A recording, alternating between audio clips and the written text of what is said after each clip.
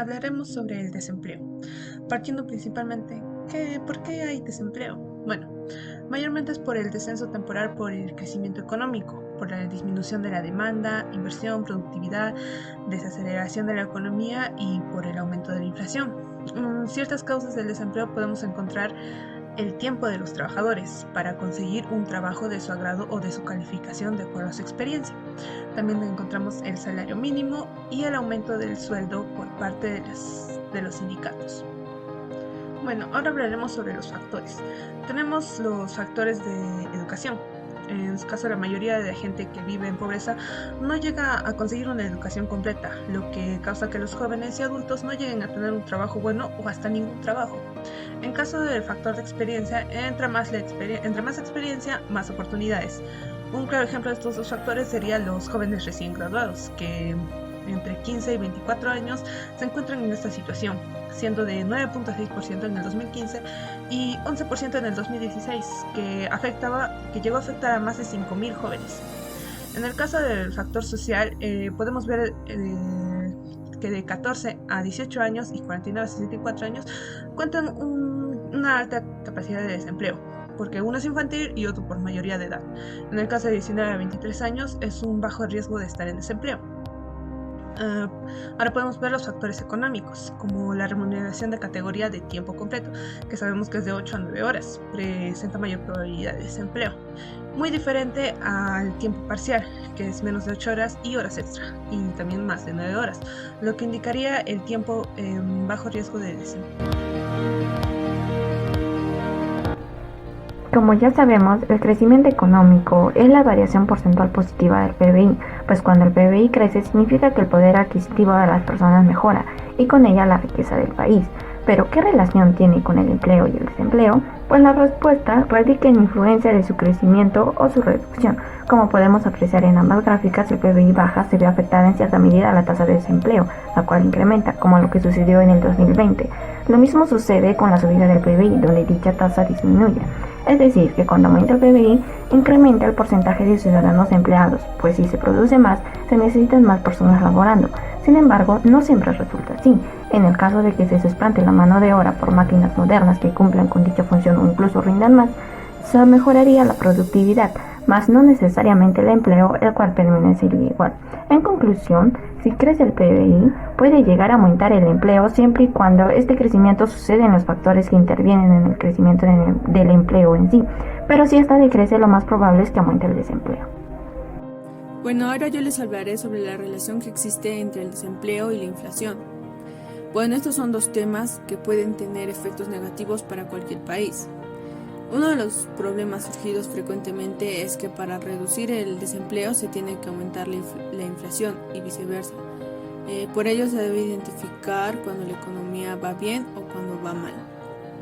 Cuando la economía va bien, si un país se encuentra en buena situación, se crean nuevas empresas y las ya existentes ven la manera de aumentar su producción al igual que sus ventas.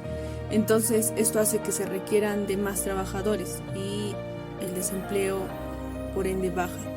Sin embargo, cuando el consumo aumenta, los precios suben provocando una inflación. Ahora, cuando la economía va mal y se está entrando en crisis, las empresas empiezan a desaparecer y por ende varios trabajadores se quedan sin puestos de trabajo, aumentando de esa forma el desempleo, porque como no hay dinero en las familias, entonces el consumo disminuye y las empresas venden menos y estas para poder vender sus productos bajan los precios, es decir que la inflación disminuye. Entonces se puede entender que para disminuir uno, el otro tiene que aumentar. Sin embargo, cabe resaltar que esta relación se nota más a corto plazo. En cambio, a largo plazo suele darse que tanto la inflación como el desempleo estén elevadas y a eso se le conoce más como estanflación. Tras la pandemia, la economía del mundo se desestabilizó, ocasionando grandes pérdidas como el desempleo, donde los países tuvieron que contrarrestar esto y otras situaciones. Es aquí que nuestro país utilizó lo que son herramientas y mecanismos para poder fomentar el empleo. Bueno, el Ministerio de Trabajo y Promoción del Empleo en lo que es el 2021 ofreció 133.000 vacantes.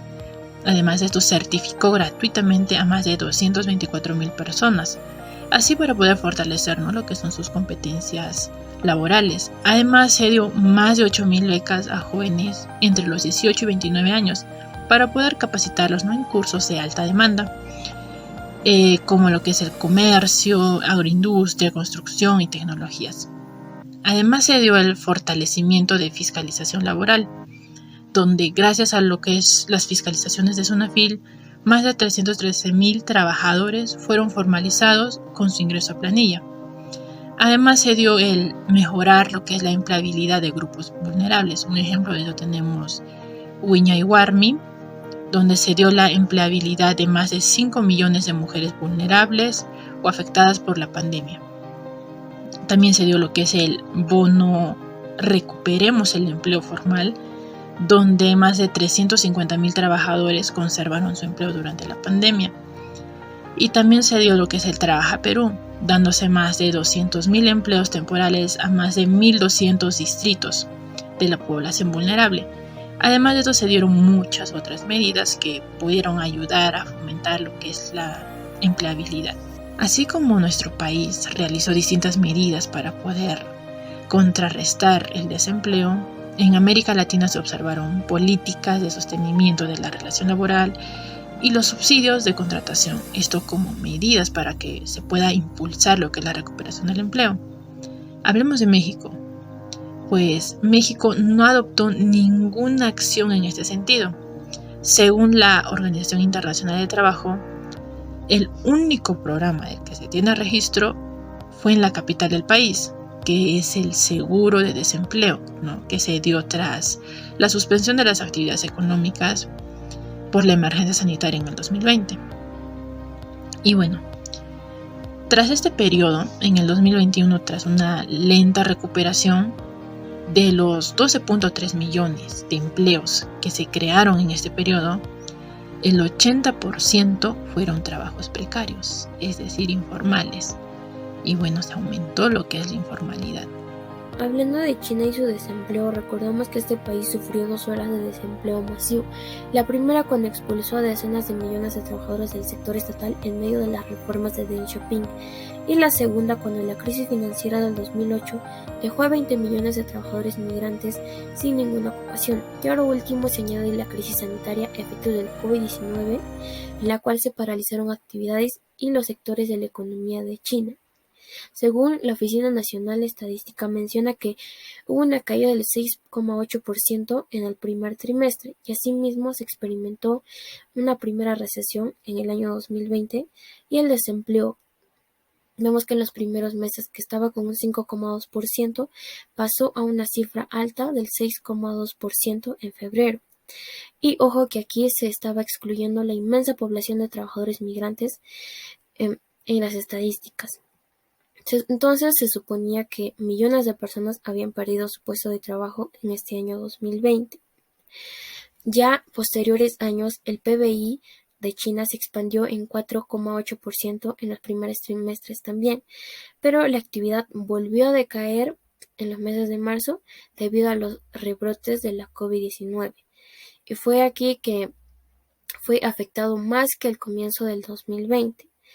Por los descensos en el desempleo, porque hubo descensos en la producción industrial, descensos en el consumo energético y en el transporte de mercancías. Bueno, también porque las ventas minoristas se contrajeron en un 3,5% interanual y la tasa oficial de desempleo en zonas urbanas se situó en su peor marca en los últimos meses, con un 5,8%, es decir, 0,3 puntos por encima de la cifra de febrero